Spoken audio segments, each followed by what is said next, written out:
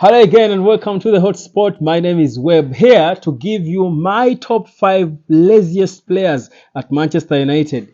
Number 1 will shock you, and there could be a tie on number 1. But anyhow, you give me yours. You feel free to give me your top 5 laziest players in the comment section. We are lazy players United lately. We've got so many lazy bodies. Even Paul Scholes said it, that we've got so many lazy players in this team after we lost against Newcastle. Do you deny that? But here we go. Here are my top 5 lazy players, why I think they are lazy, and how much we are paying them for being lazy. Take a look.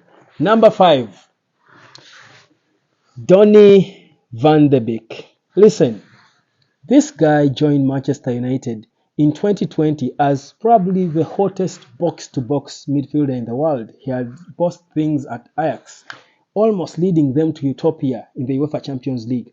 And he was a star, scoring goals against teams like Chelsea. He was good. But Donny joins Manchester United. We paid £35 million for him, plus £5 million in add-ons. That's £40 million for him in 2020. He's only 26 now because he was at his peak back then.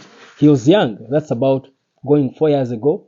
So he was about 22, going 22. He's only 26 now. But he was the best box-to-box midfielders. But 4 years later, barely 4 years later, Donny van de Beek can't even make the squad for most of the games. He has only played 35 games for United. Imagine in 4 years, scored only 2 goals. Not good at all. In between there, we loaned him, I remember, to Everton. And do you know how much he's earning? £120,000 per week.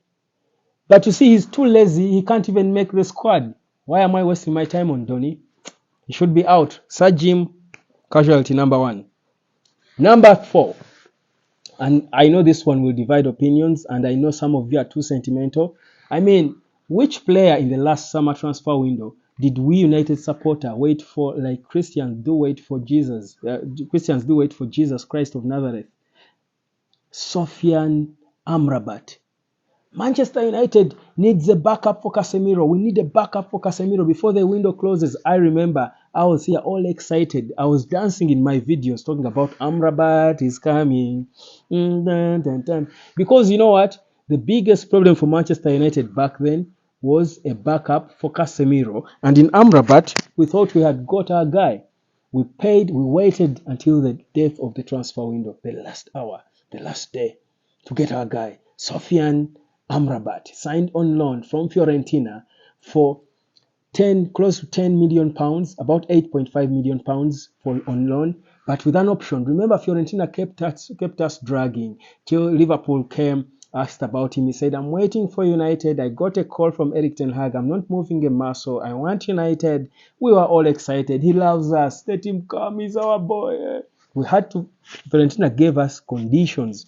The condition was we had to have an option of buying him for about £22 million, not just a loan. They wanted more. He's Amrabat, the Moroccan Messiah. So he comes to United, and he can barely start against Fulham when Casemiro is unfit, when everyone is unfit. He's on the bench. He's not good enough. What a disappointment. We are still talking about a holding midfielder. You know why? He's too lazy to fight and compete, even with an 18-year-old boy, Kobe Maino. An 18-year-old kid has also beaten him. How lazy can you be? And he's only 26. We're paying him, he's actually 27 now. We are paying him about, 60,000 or thereabout, not so much. But we got him. He was earning about 30,000 in Fiorentina. So that's a lot of money for him. He has got to be running his heart out. But we've got a bunch of lazy players. And Amrabat is fitting in so well, really. He's fitting in so well. Good job, bro. Well done. But trust me, in Jan, I don't think he'll finish the season. Already United is looking at options to back up Maino now. We're not looking for backups for Casemiro anymore, because Casemiro could be out as well. By the way, honorary mention to Casemiro and Christian Eriksen. Yeah, they don't expect them in my list because honestly, they are 31. They have, they're aging. For Eriksen, I'll even feel more I'll be more calm with him. We know what happened with him in the was it the World Cup or the Euros? I think the Euros. So yeah, but Casemiro, he has won everything. He gave us a very good first season. No qualms about Casemiro, to be honest. I did not expect Christian Eriksen, United midfield, to be running on Christian Eriksen. I mean, I'm even so happy that he's alive and he's at United. I loved the guy when he was at his prime at Spurs. So honorable mention to those two. They are both lazy as well. Casemiro is also grew lazy because of age, but like I said, honorable mention. But Amrabat, come on, style up, lazy player. Number 3, I spelled a lot on Amrabat because we waited for him the longest. So I hope you get it. So number 3, from the Moroccan Messiah, who Africa, let's go to number 3. I think there is a tie here on number 3, and I didn't expect to have a tie on any of these positions, but some of them, it's only 5. Remember, it's only top 5, but at number 3, some ties are allowed. Number 3 for me is Scott McTominay, and I'll tell you the other one. So Scott McTominay first. Scott McTominay, homegrown kid. I remember in the last summer transfer window, the debate was who should go, Scott McTominay or Fred. McTominay is younger. He's English. He's a homegrown. Fred is aging. Fred should go.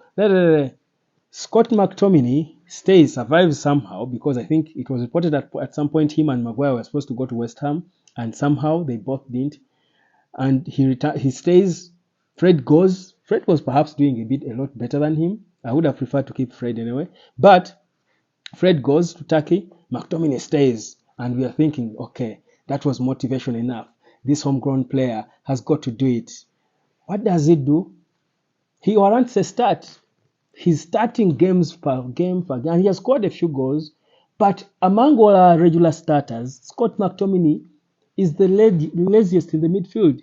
This guy doesn't track back. You don't see him. He's always hiding. He fears the ball. You just see him appear from nowhere to shoot a funny shot into the back of the net, which is okay. We love the goals. We don't care how they come. We are United lately. Any goal will count. So Scott, we thank you for them goals. But man, you're a midfielder. You should be. When you're playing as a holding midfielder, you're expected to track back, run and track back. The guy doesn't. So lazy. And of course, he earns not so much, £60,000. So, okay. But yeah, you've got to earn your money. 60,000 quid, of course, for United is peanuts.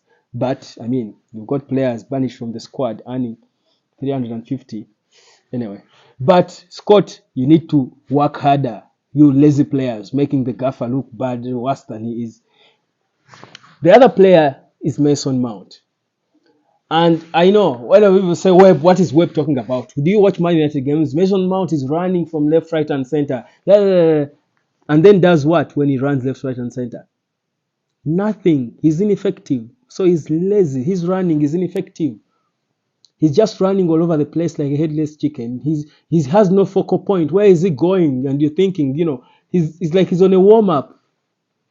He can't even work hard enough. We waited for him. He was the first. We were waiting for a transfer window, hoping to sign someone. We were all chanting and singing. And the first person we signed was him, Mason Mount. And everyone is saying, do we need him? What problem is he solving for United?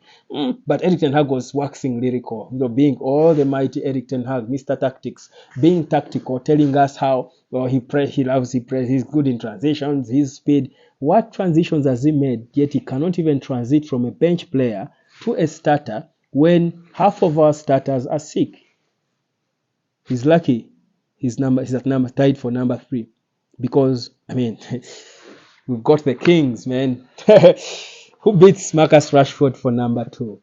Marcus Lazyman Rashford. I love you, fam. You gave us a good season last season.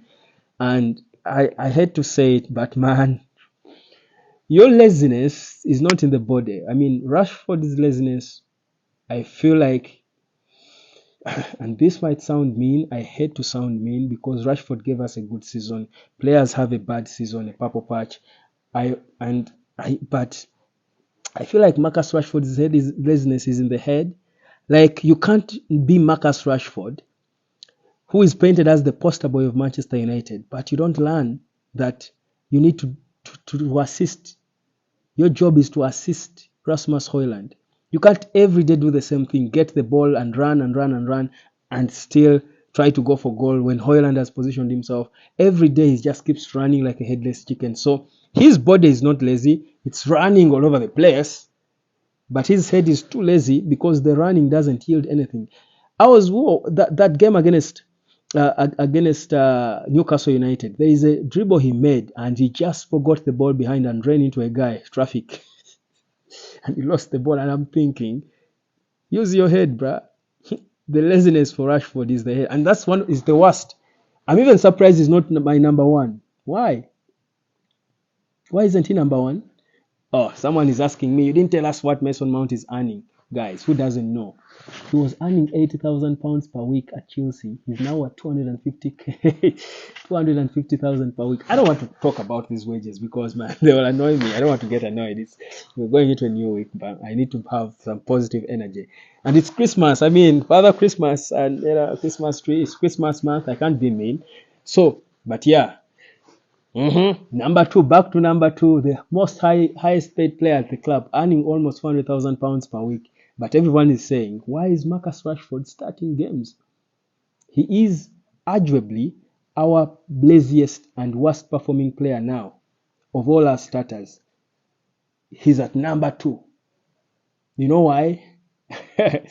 Because there is a GOAT who has done it for longer. No one has been lazier than him since 2015. He was a Thierry Henry to Louis van Gaal. He was a Thierry Henry on the rise. Louis van Gaal praised Anthony Martial like I've had no one praise a player in the Dutch accent. Anthony Martial, this boy, he's the future. We paid nearly 50 million, I think, for him in 2015. That was a record for a young player. He was seen as the next Thierry Henry. But boy, doesn't he have the skill of Thierry Henry, but the attitude, the lazy attitude of what? The Arsenal guy, what's his name? Bentner. But Bentner was not as lazy. And Rashford is paid 250,000 per week. Oh my goodness, this boy must be running Monaco.